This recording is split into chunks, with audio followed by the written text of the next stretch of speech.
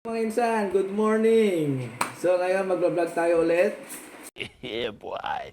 Ang i-vlog natin ngayon ay ang ating in-order na our kitchen product ni Mr. Ryan Regua. Yan. Oh my God! So nag-order ako ng 4 na klase. Sana all. Okay, kasi napapanood ko si Sir Ryan na pag nag-vlog siya, sarap na sarap siya sa kanyang kinakain na mga product niya. So nag-order ako ng 4 na flavor. Ang in-order ko is yung chili garlic oil at isang adobong tinapa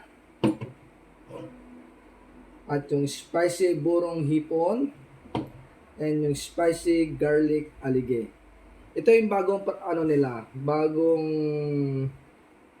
flavor nila. Pwede na! Ng our kitchen. So kaya trinay ko rin. Kasi ito yung isang araw na vlog din ni Insan Ryan na isang spicy garlic alige. Grabe, punong-puno. Sobrang sulit. Lahat sila punong-puno.